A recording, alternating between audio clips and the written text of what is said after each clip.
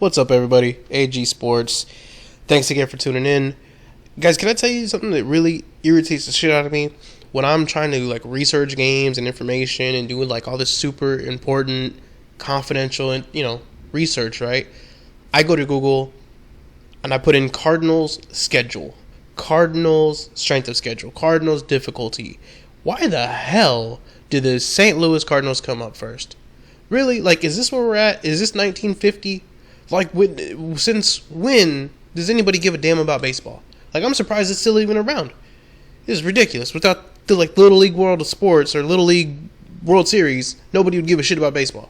All right, I'm sorry. If you're a baseball fan, I'm sorry. Your sport's dying. Your fans are 200 years old. I'm sorry. That's just the way it is. It's not me. I don't make the rules. It's just the way it is. So, that all being said, I did break down that Cardinals game, and I actually went back and I watched that game over again because I did not believe that Colt McCoy put up 31 points. There's no way in hell. I've been watching that guy since he was in college. I used to watch him when he played for Texas. I like the guy. He's a good quarterback. There's no way in hell he put up 31 points. So I went back and I watched the game.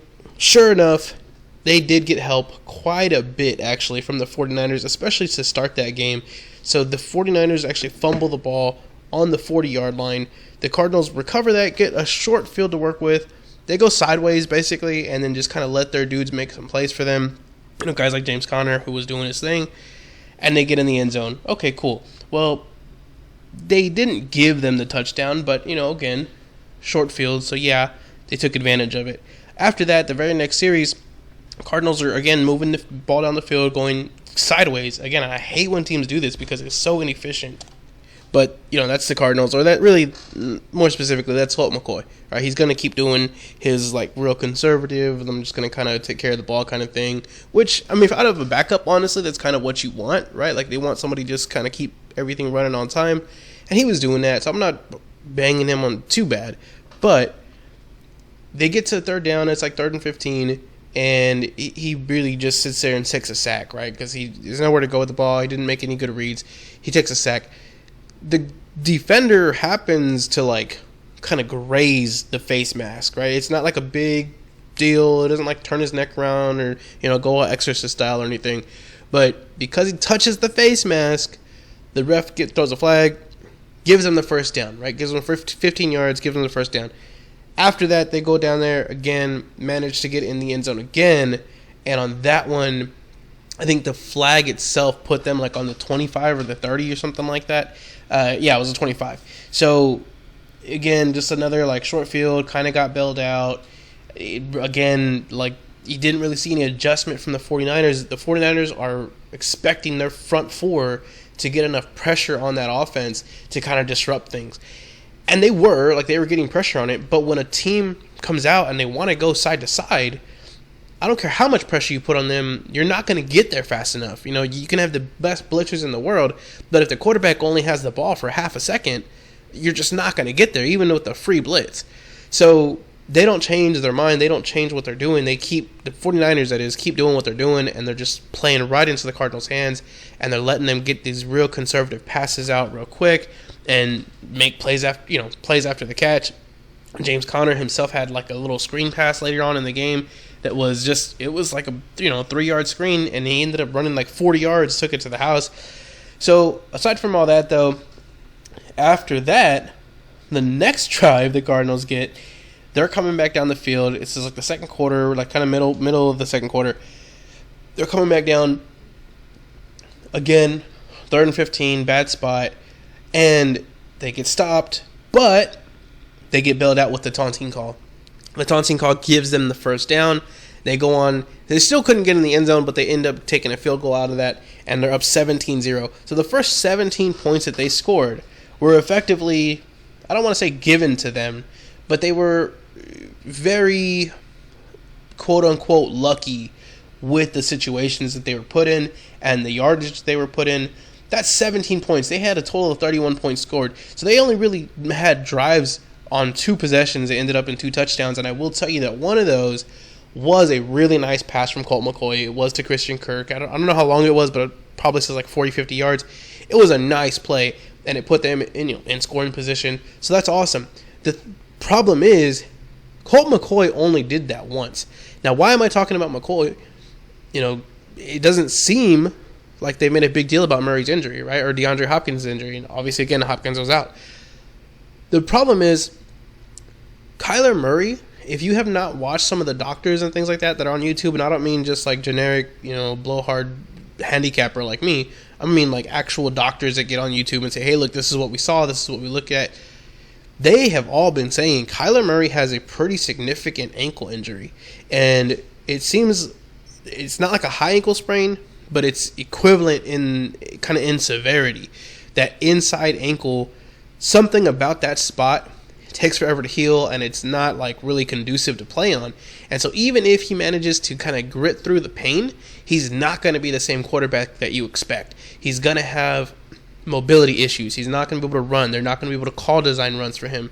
And even so, whether he plays or he doesn't play, the Cardinals are kind of in the same position, because if he plays, they really can't use the assets that make him Kyler Murray. If he doesn't play, obviously they don't have Kyler Murray. Colt McCoy's scrambling days are probably behind him at this point. And again, you're probably better off right now just letting Colt McCoy stay in, only because, yes, they won this game. I don't know if they're going to win the next game or not. I mean, they should. It's against the Panthers, but we've seen weirder things happen, right? NFL's crazy. And it seems like every year and every time this happens, the backup quarterback comes in and the team gets up for them for like one game and they have a good showing, or they just outright win the game. And then after that, it's just all downhill from there. And it's happened time and time again. Go back, watch film from last year, this year, prior to that. Always happens. And sometimes if it's in-game, good example, last year when Dak Prescott broke his foot off like he was a Ken doll.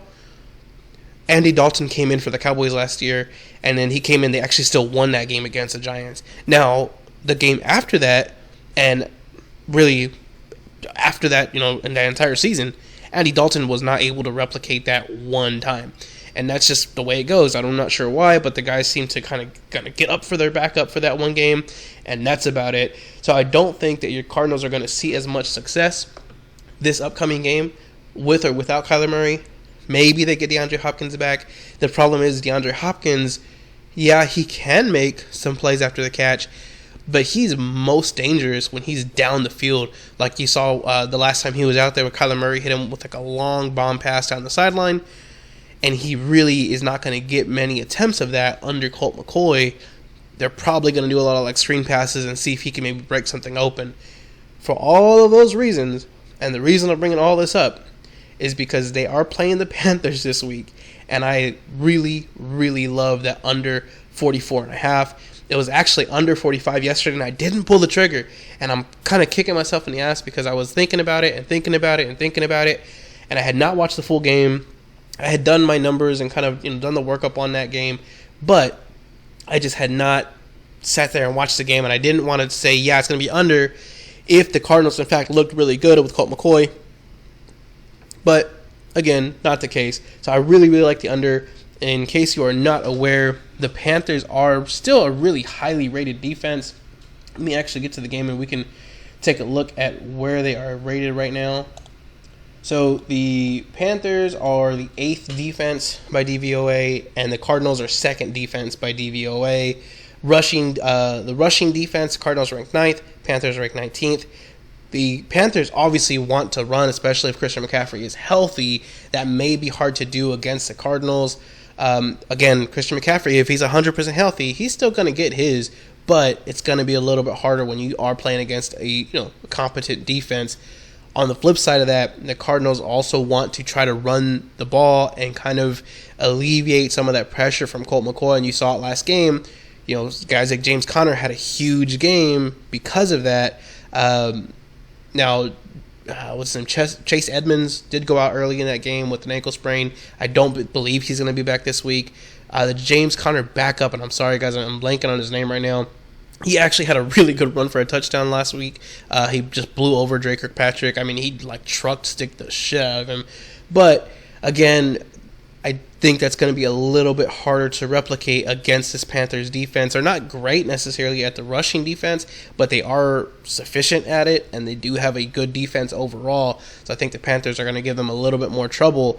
Aside from that, the Panthers are not just going to rely on their front four, and they also saw the game tape last week if the Cardinals come out and try to replicate exactly what they did last week, which unfortunately Cliff Kingsbury is not a great adapter. I think he probably is going to keep trying to roll out that same game plan.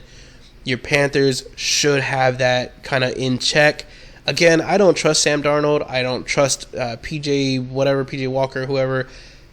The Panthers are not a good team offensively, just in general, especially if Christian McCaffrey cannot get going. I don't want to lay 10 points with this Cardinals team. I am damn sure not laying 10, but I'm also not taking 10 with the Panthers because there is always a chance that they're going to get their ass handed to them each and every single week. I'm not touching the side on this one is what I'm trying to say, but I am very happy and willing to go with the under 44.5. Both these defenses seem to have strength against the other offense, and both offenses are probably going to be limited by their quarterbacks, starters or not. So under 44.5, guys, it's a really strong play for this week that I really like. Aside from that, another play is the Colts-Jaguars. Now, before I get into this game, I want to break down that Bills game just a little bit because I think everybody who saw the score and didn't see the game immediately thought, what the hell happened? Like, what did Josh Allen get hit by a rhino? Like, what's going on? So I went back and I watched that game. It was almost unwatchable. There were so many flags in that game. It was just like unbearable. Every other play was a flag. It was a holding, illegal shift, anything that they could think of. It seemed like they were just going through the rule book and looking for shit to pull out. Like they would throw the flag and then look through the rule book and be like, oh yeah, this guy's shoelace was tied with a double knot. That's against the rules. 5 yards. Let's go backwards. Seriously, the game was like damn near unwatchable because of the flags. Aside from that, though, it seemed like the Bills just have not adjusted to heavy blitzing teams. And I really hadn't noticed this before, but I went back and I actually looked through some of their games and who they've been playing. So they played the Jaguars, the Dolphins, and the Titans. The Jaguars blitz at a 28% clip. Dolphins are blitzing at a 33.6% clip. And then the Titans blitzed only 21% of the time. So if you notice, the Bills put up 31 points in that Titans game, and then they dropped off to only 26, which doesn't seem like a huge deal, but keep in mind they had a late touchdown that was, I don't want to say fluky, but it didn't necessarily, it wasn't going to be a gimme, and it could have easily just not been scored. So again, kind of looking through that lens, 26 points doesn't seem like a huge drop-off, but it is on the downside of their trend. And then you see them only score 6 against the Jaguars. Two things that really stand out to me in these games. So one, when they are playing these heavy blitzing teams, they struggle to put up points. Now, why is this happening? Because previously, they played the Chiefs. The Chiefs blitz a whole hell of a lot, and they still put up 38 points. And even further back than that, when they played Washington, when they played the Dolphins the first time, they put up a lot of points against a heavy blitzing team. What happened? So three things. First of all, their right guard, Feliciano, is out. And I apologize, I'm not sure what exactly is out. I know he's going to be out for at least like 2 to 3 weeks.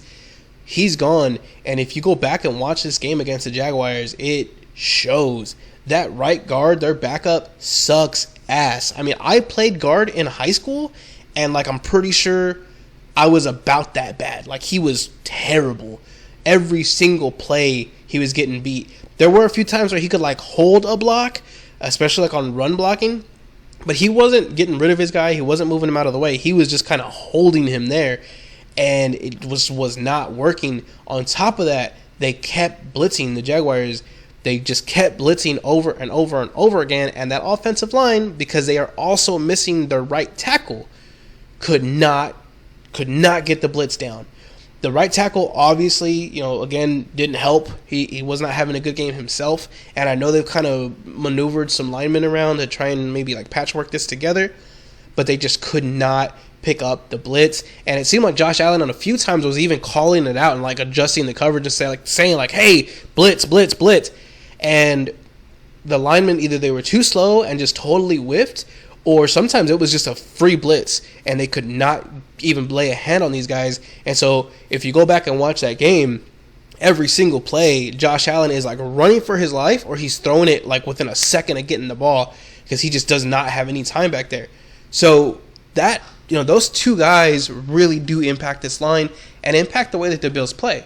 Because usually the way that you would adjust to this, if you had a good line, the way that you would play, or the way that the Bills would play specifically, is kind of deeper downfield. You're going to take shots to Emmanuel Sanders.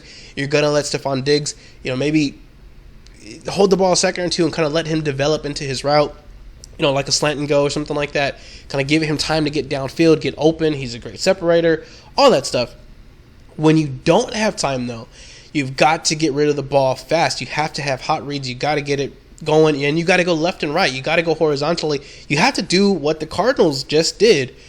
They were not doing that. Now, you saw kind of in the end of the second quarter and then in the beginning of the second half, you could tell the Bills had made some game plan adjustments to do these things, and they were executing it to a certain extent. Like Cole Beasley was getting a lot of looks. He was getting a lot of catches. But on one pass, it's like a little 4-yard in route, they get picked, right? Josh Allen gets picked, and they stop him. Obviously there's no touchdown in the whole game. So what happens the next time they get the ball? They totally go away from that. They just forget that they were even doing it, forget that they had any success doing it, and they go back to these longer passes that take time to develop, and they just keep getting blitzed, and Josh Allen has to keep running for his life. So that sucks. And especially because the Jets are also not a huge blitzing team, but they blitz about 25% of the time, which is about average for an NFL team. So they could still have some issues. And if the Jets go back and watch, which Robert Saleh will, he's a defensive coach, is going to go back and watch how the Jaguars held this Bills team to 6, and he's going to try to run that same game plan. I said earlier there were 3 things that made a big difference. I gave you 2 of them. The last one is Dawson Knox.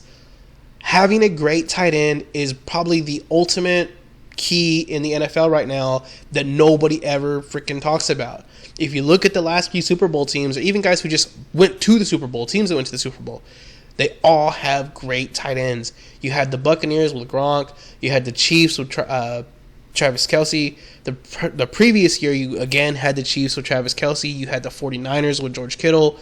It just goes on and on and on, and I would have to go back off the top of my head, and I can't do that far, guys. My brain's got enough football knowledge as it is. Most teams that are very, very good and can make the Super Bowl have elite tight ends. Even like the Ravens with Mark Andrews, those guys are consistently going to be in games, and they're going to be competitive because that tight end is the ultimate X weapon. Assuming that they get Dawson Knox back this week, and it looks like he's going to play, he does a few things for this offense. One, he's another guy you can kind of put at the end of the line there and help block, help alleviate some of that blitz pressure. Whether he's chipping on somebody and helping out that right tackle who is, again, a backup and hasn't done shit, or you can also just put him on a little, in route, a slant route, whatever you want to do, something close to the line of scrimmage. It doesn't have to be a huge A-dot, right? Average depth of target. Dawson Knox in that tight end role can have 4 or 5 yard catches, 4 or 5 yard routes, and that's perfectly fine. It's a perfect outlet, a safety valve for Josh Allen. Somebody he knows, hey, the blitz is coming, nobody picked it up again. Let me get the ball out really quick to Dawson Knox. If he does something after the play, great. If he doesn't, that's fine too. We're going to kind of just nickel and dime this here. Cole Beasley is fine at doing that. The problem is Cole Beasley is the obvious answer. The defense knows that. The defense is going to sit underneath. They're going to take away that inside route, just like the Jaguars did last week, and that's why they threw 2 interceptions, because they knew exactly where they were going with the ball. They knew that the Bills were going to be trying to take those little quick in routes, those little slant routes, and against the slot receiver, all you do is kind of shift the linemen, or linebackers, that is, or in coverage, you say take away that inside leverage. And that's really all it is. At that point, it's hard for Cole Beasley. He can probably still get open, but he's going to have to go outside instead of inside, and it's a huge mess. With Dawson Knox there, you can't really do that.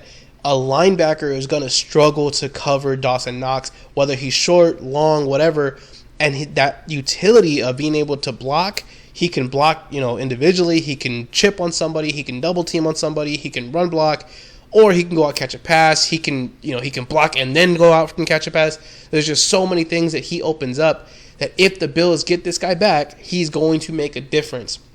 I don't necessarily want to lay the 13 because of this, because you don't really know, is he going to be back? And if he is back, is he truly, going to be effective? Because he had hand surgery, he had a broken hand or whatever. They made it seem like it was kind of minimal, but still, you're going to be trusting that this guy is healthy enough to make some catches and to hold a block or two.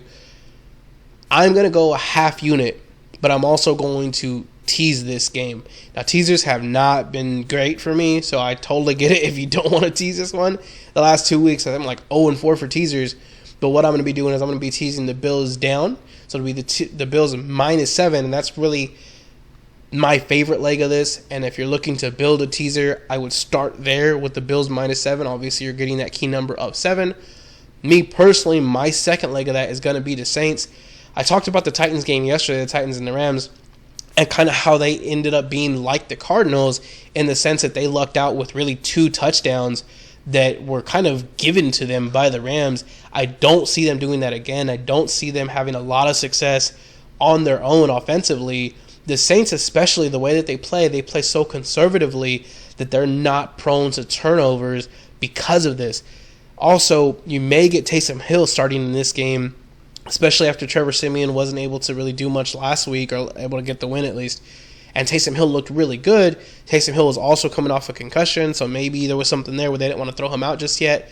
But if Taysom Hill is the starter this week, and even if he's not, the Saints offense should be good as far as being able to move on this Titans defense. They do play differently than the Rams, where the Rams got really blindsided by this inside pressure and not being able to get away from guys like Jeffrey Simmons, and the Titans really took advantage of that.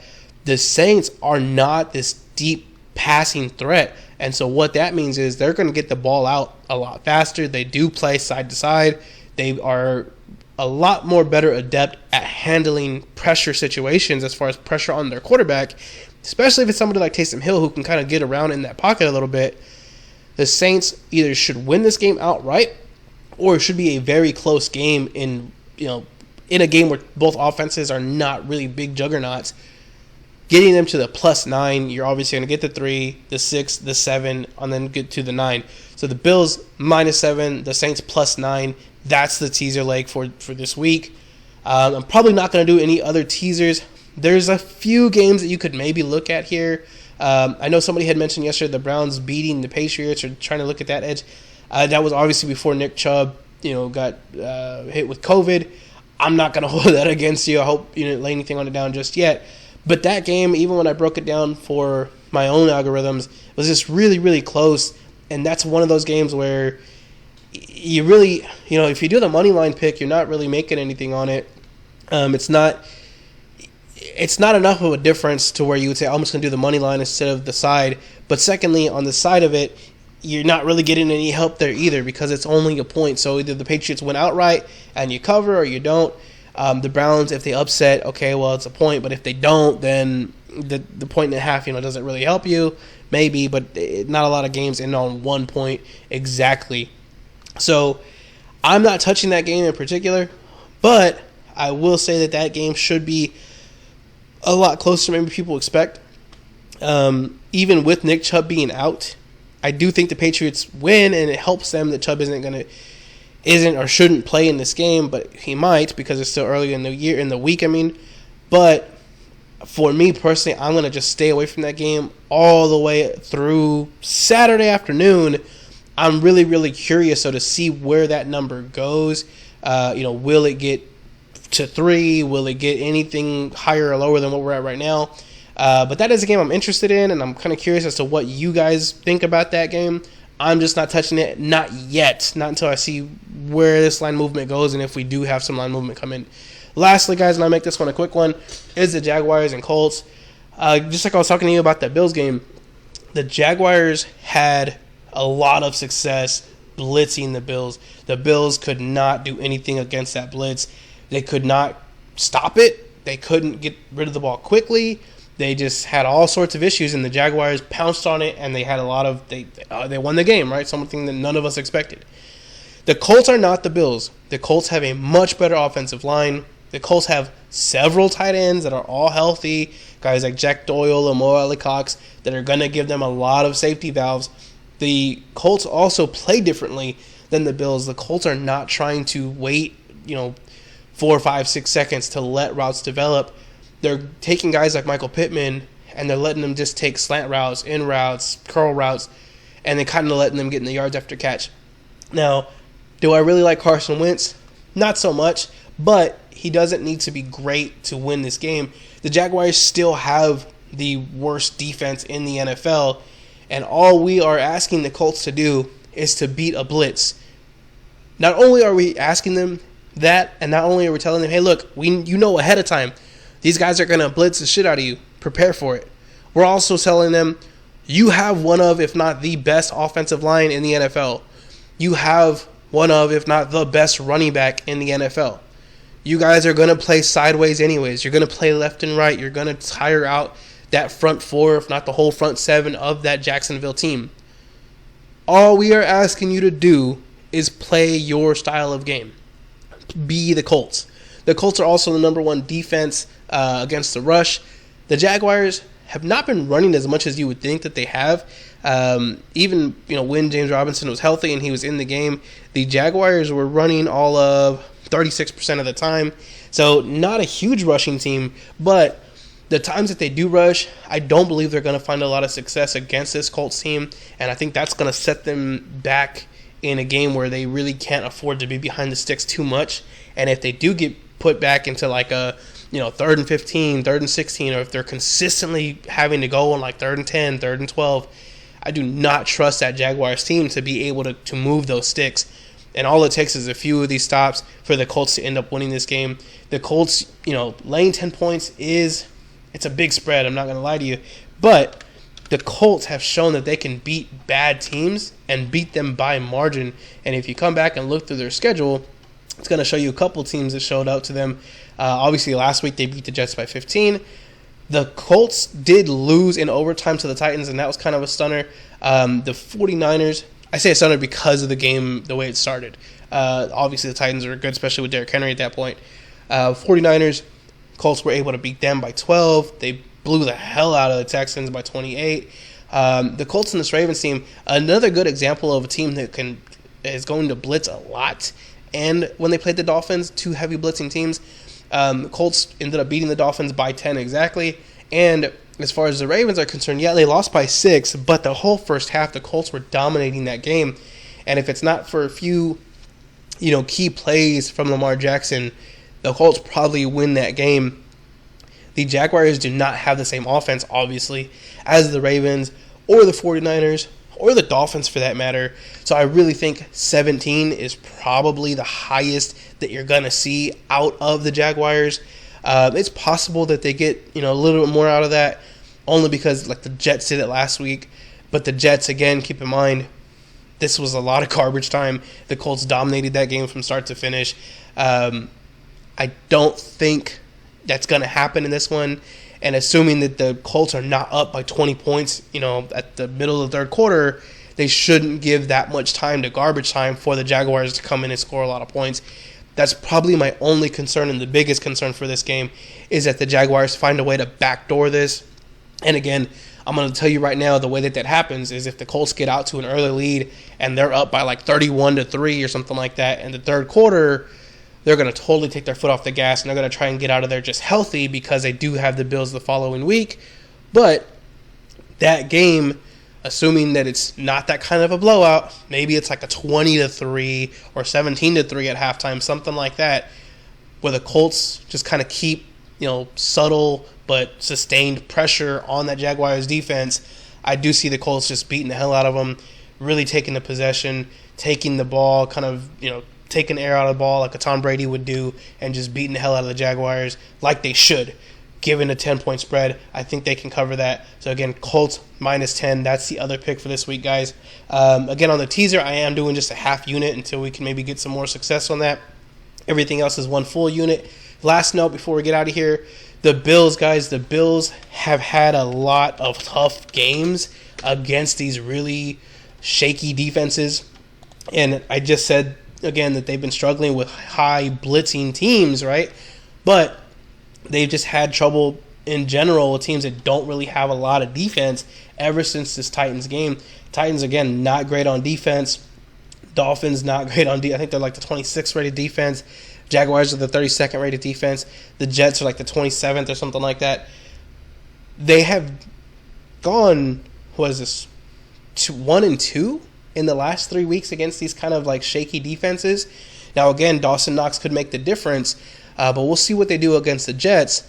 After this, though, they really get into the tough part of their schedule where they're going to play the Colts, the Saints, the Bills, the Buccaneers.